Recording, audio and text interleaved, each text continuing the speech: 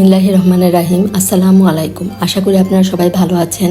প্রতিদিনের রান্নাঘর থেকে আজকে আমি আপনাদেরকে দেখাবো খুবই মজার কাকচি মাছের চচ্চড়ি। এই চচ্চড়িটা একটু পোড়া পোড়া হবে, খেতে খুবই মজা। এখানে আমি 250 গ্রাম কাকচি মাছ ভালো করে ধুয়ে পরিষ্কার করে নিয়েছি। এখানে নিয়েছি আমি কয়েকটা কাঁচা টমেটো। কাঁচা টমেটোটাও কুচি করে চিকন করে কেটে নিয়েছি। আর এখানে পেঁয়াজের কলি নিয়েছি। আর এখানে নিয়েছি 4টা মাঝারি সাইজের পেঁয়াজ কুচি আর 6-7টার মতো কাঁচামরিচ ফালি নিয়েছি।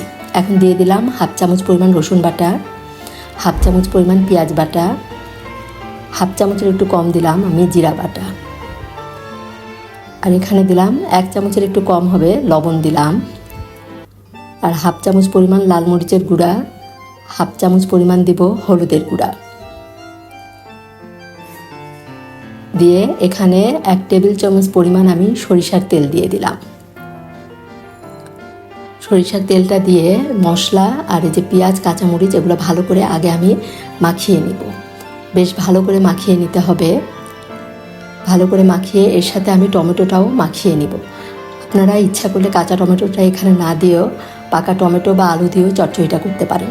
আপনারা আপনাদের পছন্দ মতো সবজি বা সবজি না দিয়েও এই চচ্চড়িটা করা যায়। এখন ভালো করে সব একসাথে মাখিয়ে নিয়ে এর সাথে খুবই আলতো করে আমি কাকচি মাছগুলো মাখিয়ে নিব। কাকচি মাছ যেহেতু নরম, এই জন্য খুব জোরে এটা মাখানো যাবে না। এই জন্য হালকাভাবে এটা আমি সব কিছুর সাথে মাখিয়ে নিলাম। মাখিয়ে নিয়ে এটা আমি 5 মিনিটের মতো একটু রেখে দিব। 5 মিনিট পরে এখানে আমি একটা প্যানে 2 টেবিল চামচ পরিমাণ রান্নার তেল দিয়ে দিলাম। তেলটা গরম হয়ে গেলে আমি এই যে মাখানো মাছটা এর ভিতরে দিয়ে দিলাম। দিয়ে এটা আমি একটু নেড়ে সব সমান করে দিব। দিয়ে বাটিটা ধুয়ে খুবই সামান্য পরিমাণ একটু পানি দিব। সামান্য একটু পানি দিব, বেশি পানি আমি দিব না। আর 5 মিনিটের মতো এটা আমি মিডিয়াম টু হাই হিটে প্রথমে রান্না করে নিব।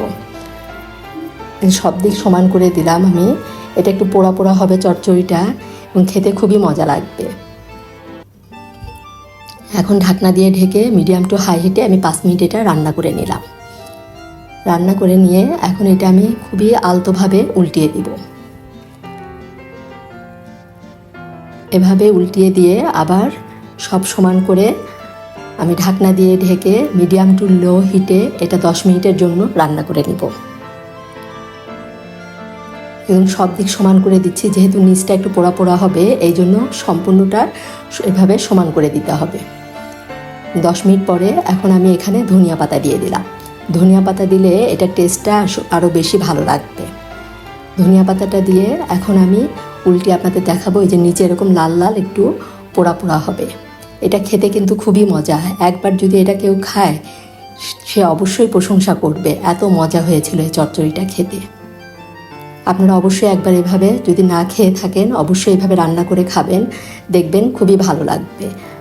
এক সাইড লাল লাল হয়ে গেলে আমি উল্টিয়ে আবার এভাবে সমান করে 2 মিনিট পরে চুলাটা অফ করে দিব। এই চচ্চড়িটা কিন্তু সাদা ভাতের সাথে খেতে খুবই মজা লাগে। আশা করি রান্নাটা আপনাদের ভালো লাগবে। ভালো লাগলে আপনারা সবাই আমার পাশে থাকবেন। ধন্যবাদ সবাইকে। সবাই ভালো থাকবেন। আল্লাহ হাফেজ।